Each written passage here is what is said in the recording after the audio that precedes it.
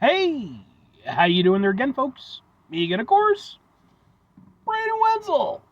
Come back at you, another offering off my sampler platter.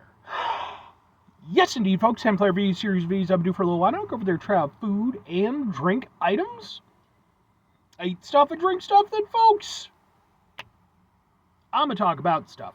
I'm gonna let you know all that you need to know about hopefully delicious stuff. That time I'm doing this, folks, I'm not gonna lie. This is also my lunch, so boy oh boy, do I hope it's good. And I expect it will be. But we'll get to that. Folks, it's super simple format. I'm going to go over there and try out food and or drink items for you. Whilst I'm doing so, I'm yammering on about it for a bit. Whilst I'm doing all that, I'm inside my truck, and whilst I'm doing all that, folks, oh yeah, I'm wearing a super cool shirt.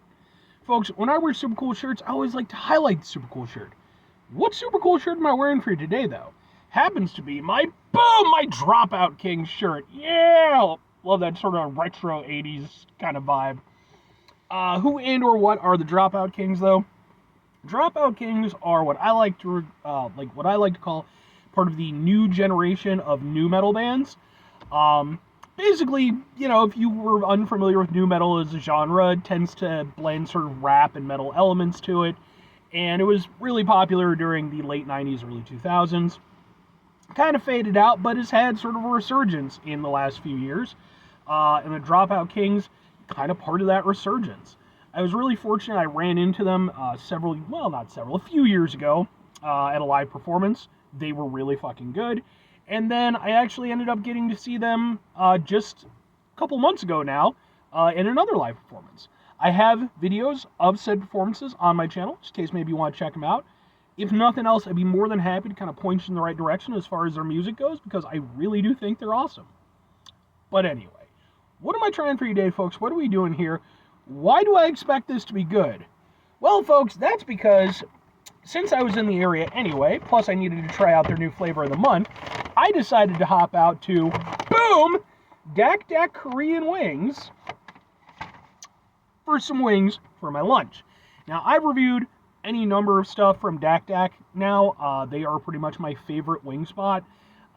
They're also a great local establishment.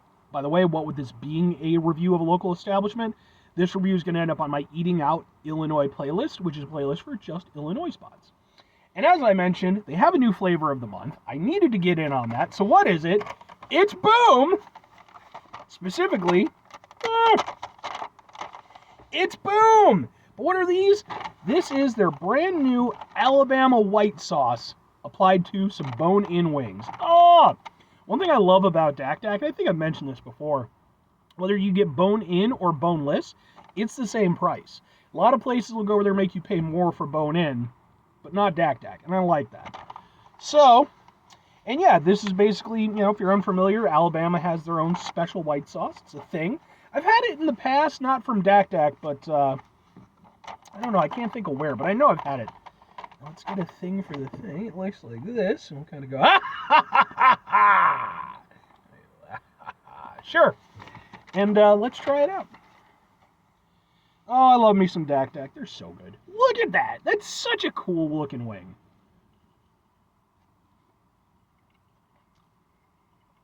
Ooh. Oh, yeah, man. This is a really good one. Ooh. That's got such a cool hit. And the thing is, I used to kind of know what went into a white Alabama sauce. I do not anymore. My brain is searching for the specific ingredients that I kind of remember, but I don't. So I'm gonna let that go. First off, I'll just talk about the chicken itself. The chicken at Dak Dak is always fantastic. It is always tender. It's always really juicy. You get that nice crispy exterior, even with the succulent sauces that they have. And they're these big beefy wings, man. And I did a review not too long ago where I did a comparison between Wingstop and Buffalo Wild Wings. I found that Wingstop had bigger wings but less flavorful, whereas the opposite was the case, with Buffalo Wild Wings. A little bit smaller, but a little bit better flavor. Dak Dak is the best of both, man. Fucking they're really nice and big and juicy, and they're super duper flavorful. That is delicious.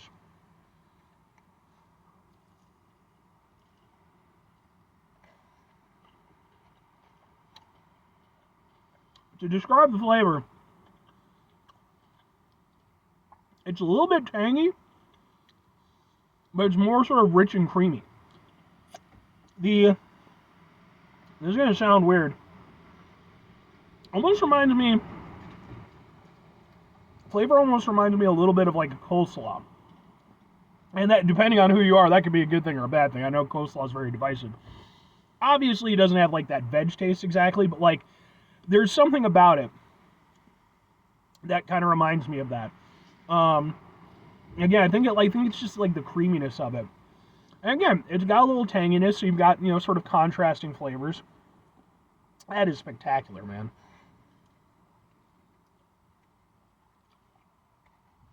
Again, nice and crispy. The way they do their wings is just fucking phenomenal. I'm so hungry, too. And it's driving me nuts, because, like, there is, like, a specific flavor that I'm getting from it, that my brain is reaching for, but I just can't quite figure out what it is. But what is that? Oh, that's going to drive me nuts. But anyway, my ineptitude aside, no, that is absolutely fantastic. I always love trying out their flavor of the month. Sometimes they get a little bit wacky and creative with it. They had one that was coffee-based. They had, I think, last month or the month before that, they had like a blueberry one at one point. This one's a little bit more down to earth. It's building off an established flavor. Now, I am not an expert on Alabama white sauce by any stretch of the imagination, so I don't know how it would hold up directly against the real deal stuff from Alabama. But I will say that is a super tasty sauce. It goes perfect with the wings, and even just in terms of the application, like, obviously the sauce needs to work really well, but on top of that, the wings themselves need to be good. They need to be tasty, and this perfectly delivers on it. But, two questions have to be asked. Would I get them again? Would I recommend them? Absolutely, and absolutely. I personally think these are a big winner for me. When it comes to Dak Dak, I love their stuff. I think they're a great spot. I think they're a credit to the local scene. The people who work there are always really cool too. I think he's the owner. One guy I usually deal with anyway. Extremely nice guy. And yeah, man, I just it really does go to show, at least for me, the difference in quality that you can get. From, again, like big chains like, Wingstop, Buffalo Wild Wings, which are fine for what they are. And, going over there and delving into your local food scene and finding gems like this.